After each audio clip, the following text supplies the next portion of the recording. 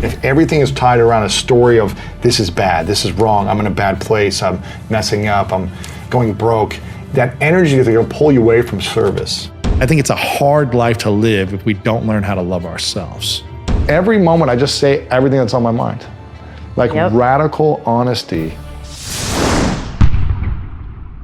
Need motivation? Watch a Top 10 with Believe Nation. Top 10, I got a top 10. Got my motivation high for my top 10. Gotta learn from the wise women and men. All my life, like 9 and 9. For my top 10, top 10, 9 and 9. This one's for my top 10. Hey, it's Carmichael, and I make these videos because chances are you are the most ambitious person in your circle, but you know you're capable of more, and you get that push by surrounding yourself with the best. So today, let's learn from one of the best, Lewis Howes, and my take on his top 10 rules for success. Enjoy. Okay, let's kick it off with rule number 1. Always come from love.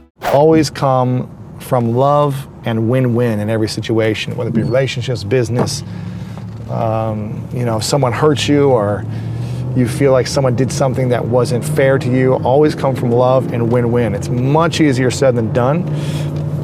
And trust me, it's still challenging for me to do, especially when I feel defensive or upset. It's hard to do that, but always come from love and win-win. Rule number 2, stay calm. That's why the greatest quarterbacks are neutral energy. They'll get a little excited, they'll get a little fist pump in there every now and then, but they're not hyped every play and they're not negative every play. They have this calm, they see the field, you drop a pass and it's like a little bit, let's go, but it's very neutral. Even when you score a touchdown, unless it's maybe the Super Bowl or a big championship at the end of a game, in the middle of the game, you want to keep it pretty like even keel paced, so you can prepare for the best or the worst. That's great, yeah. But if you're always up and down, it's like your energy levels will go up and down and you'll be exhausted. Totally. You need to have energy in life. Totally. And if everything is tied around a story of this is bad, this is wrong, I'm in a bad place, I'm messing up, I'm going broke, that energy is going to pull you away from service. Exactly. Or creation, or creativity of how do I get out of this place.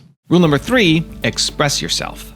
You mentioned this earlier, you have a lot of masks. Mm-hmm. So let's talk about some of these various masks that men wear. One of the first ones you talk about is the stoic mask. Stoic mask, the man that has to have it all together, that never shows emotion, that's strong, but doesn't open up, who's just got a look on his face constantly, and you never know what he's thinking.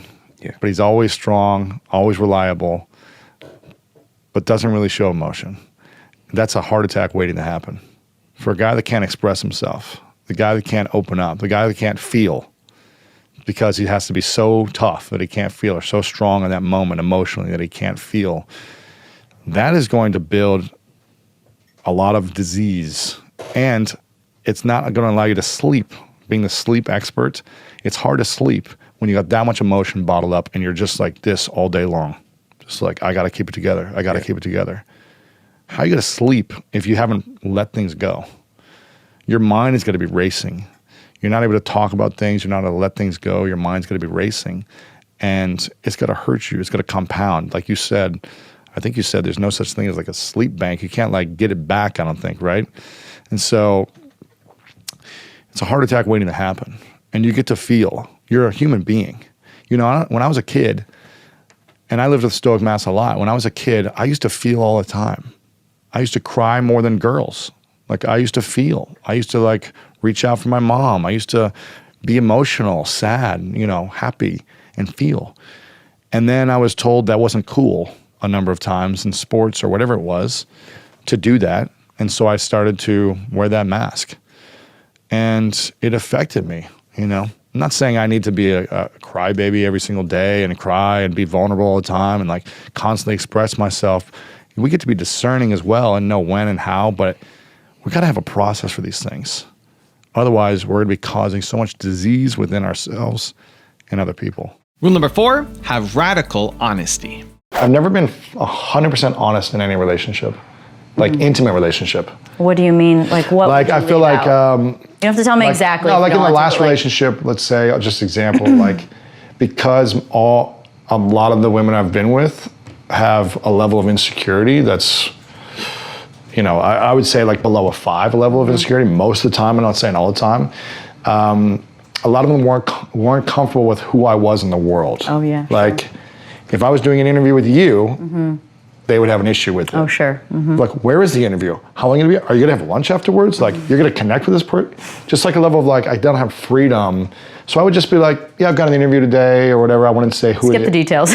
Yeah, or I'm having a coffee with someone. I just wouldn't even say I'm having coffee. It's kind of like, because, not that I would do anything or anything would happen. It's just, I didn't want to deal, because it happened so often in the beginning where I was like, this is not worth telling you the truth about everything. Right. When you get it means upset, nothing, but you're going to freak out. You're upset, you're hurt, you're frustrated. It's just another level of like insecurity. So I didn't have the courage and confidence to tell the truth about those types of situations because I didn't want to deal with the stress. You didn't feel free. I didn't feel peace, free. I didn't feel like I can be myself. Yeah. And I didn't feel like she trusted me. Like, if you don't trust me, you wouldn't stress. If you trust me, you wouldn't stress out about this. Right. So this relationship, I remember in the first few weeks of us dating, she was like, I want you to promise me something, that you will always tell me the truth. And I remember sitting there, I was just kind of like smiled. I was like, I honestly don't think you can handle the truth. And she goes, I can handle it. She goes, I may not like certain things, but I can handle it. And I go, really? She goes, yes. I don't care what you do in your life. I relate to that. I don't care what you do. Yep. If I know you love to salsa dance, go salsa dance. I know you love to do this. Like, I will trust you fully. I just want you to tell me the truth. The lie is worse than the truth. It's worse. It sucks and it hurts eats you way more. alive. It eats. Yeah. It was never fun for me, but I felt, and then I would resent the relationship. I would resent her because I wasn't telling the truth. I wanted to, it was a whole cycle. And so I remember I was like, wow. I had a moment where I paused. I was just looking in their eyes, and I was just like, okay, I will always tell you the truth, no matter what. Are you sure you want that? She said, yes. I go, okay, done. And it's been so freeing for me. Every moment I just say everything that's on my mind. Like radical honesty. Good book by my man, Evan Carmichael, Built to Serve. If you want to learn about your purpose and how to become a better leader in the world, I love this. He says, this is the starting point for everything. If you're confused about what to do next, if you're pressured by others to fit in or live their version of your life, if you feel held back because of people judging you, it's because you don't know who you are and what you stand for. You got to figure out who you are and what you want and how you can serve other people. Rule number 5, pursue your dreams. Your dreams are the most powerful thing. Without a dream, there's, again, no point being here. And we are lost without dreams. So find the time on a daily basis to dream and pursue your dream, whatever that looks like. Be on the pursuit of your dream. Rule number 6, be mindful. I think there are a lot of great athletes who are great men as well. I look at Steve Weatherford, who I think you know. I'm not sure if you know, but he's a father of 4. He's got another one on the way, and he's there for his kids and there for his wife. He left football to essentially spend more time with his family and pursue other things. And he's always of high morals, high ethics. He's just a guy who cares. Yeah. And so there are great examples like someone like Steve Weatherford, and then there are other examples of, and I'm not here to say like what's right or wrong or to judge people, but then there's other athletes that have 10, 11 kids with 6 different women. And again, if that's the life you want to live, great. But it's like, how are you treating those people? How are you taking care of these situations that you're creating? And do these people feel loved? Or are you just, having children and sleeping with a lot of women because that's what you want? So I think it's about being mindful of, and again, I'm not here to judge certain things of what's right and wrong, good and bad, but be mindful of how you're affecting the people around you. If you're doing it for selfish reasons because you just want to, that's hurtful. So make sure you're being mindful of these things. Rule number 7, love yourself. I think it's a hard life to live if we don't learn how to love ourselves. So that's been the journey. And, I was also in the special needs classes. I almost flunked out of English senior year. So it's just a challenging, I just never remember really happy times growing up because I never learned how to love myself. Rule number 8, listen to your intuition. I was 23, 24, I read The Alchemist. Oh, it's my favorite. And like the end of the book is like, the treasure's within you. Don't go look around the world trying to find the treasure. I think that was pretty much the ending. So sorry to give it away if you haven't read it, but the treasure was within me. I was like, oh wow, I have all the answers I need within me. Yeah. And then I started like asking myself the questions. Now I'm a professional question asker to everyone else also now, but I've always been asking myself the questions. And I've found that my intuition has never been wrong. And I've gone against my intuition a lot, specifically in relationships. Like I'll get into relationships, I'm like, this is not the right thing for me. But something is telling me like I want to conquer this, or I want to help this person. I'm desiring this. And then I stay in it way too long. And my intuition's like, get out. But my head is like, yeah, but what about this? And it's fulfilling this need. And every time something doesn't work out, and I knew it wasn't going to work out. My intuition is telling me like, why are you doing this? Rule number 9, address your past. At the 3-day mark, the trainer of this workshop said, okay. And at this time, people were really opening up at this time. People were, very vulnerable. People were crying. People were talking about the different stuff that have held them back their whole life. And having these great breakthroughs and like awareness moments of like, okay, I understand this is something that I've been holding back. And at the 3-day mark, he goes, we've addressed everything from your past. And now we're moving forward. We're going to move towards the life you want to live, the vision you have for yourself, your dreams, your goals, and we're going to move towards how to accomplish them. But you can't accomplish your biggest dreams and feel fulfilled until you've addressed everything from the past. So if there's anything you haven't addressed yet in these last few days, now's the time, or forever hold your peace type of moment, is what he said to this group of 50 of us. And I'm going in my mind, I'm thinking, so he gave us a few moments to think about. I'm going in my mind, I'm like, I talked about my parents getting divorced and talked about my brother going to prison for 4 years and visiting a prison cell and what that was like, not having friends during that time. I talked about being bullied and picked on as a kid, getting picked last. I talked about feeling stupid my entire life because I couldn't read and write. I talked about all these things being in the special needs classes. What about that time I was raped by a man?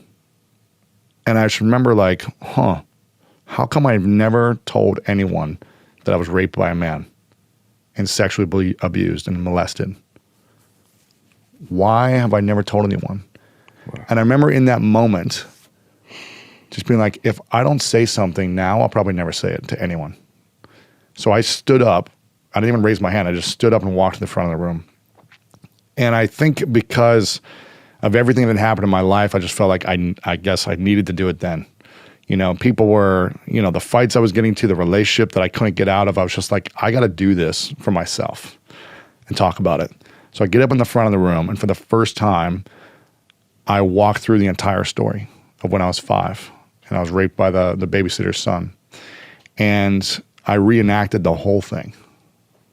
And I couldn't look anyone in the eyes. I looked down at the carpet the entire time because I was so shameful, so guilty, so embarrassed. So I looked down at the carpet, walked through the entire thing, and I wasn't crying. I wasn't like shaking or anything. I just felt like I needed to get through it.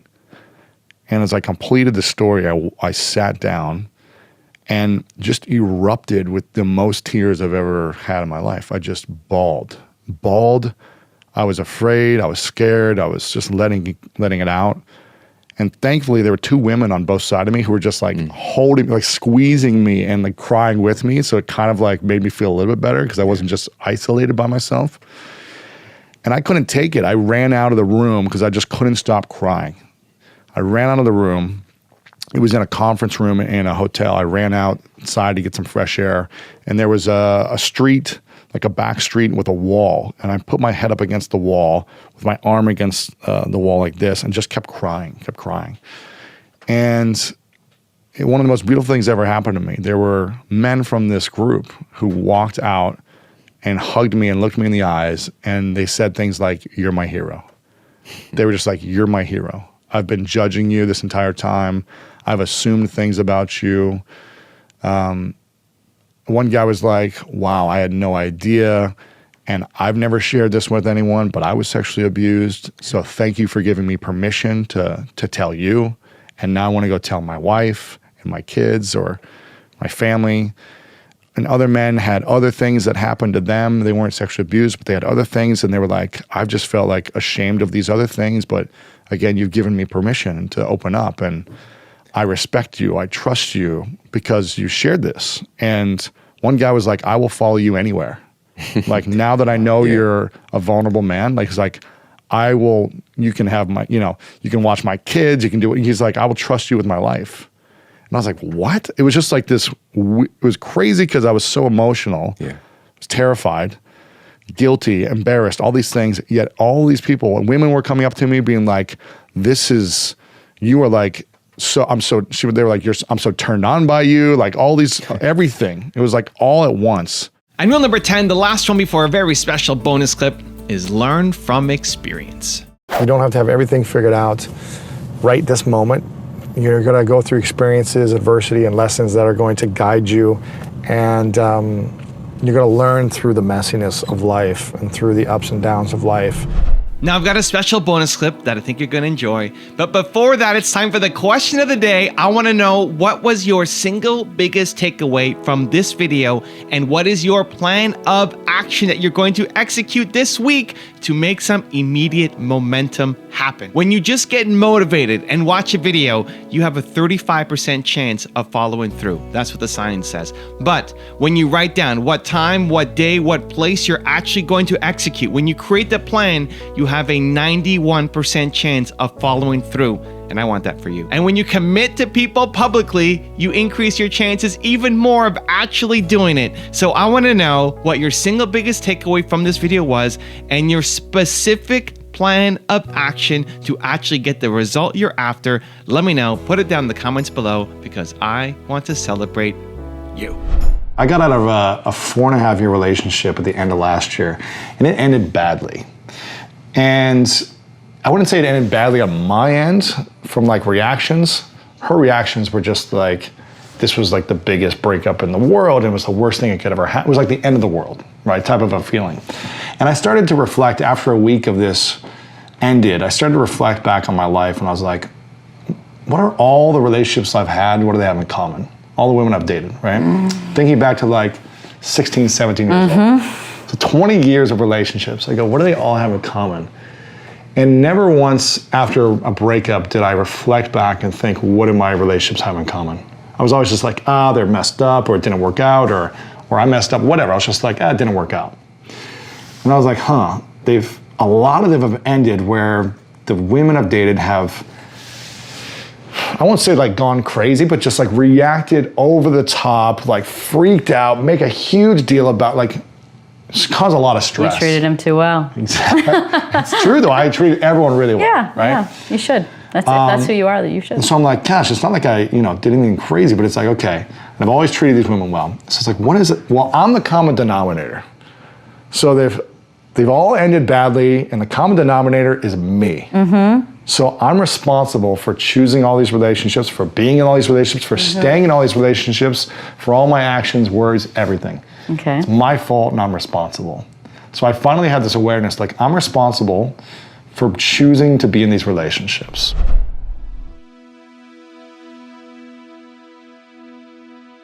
If you want to change your life in the next 30 days for free, check out my training right here below. Or if you want 10 more awesome rules from Lewis Howes, check out the video right there next to me. I think you'll enjoy them. Continue to believe, and I'll see you there.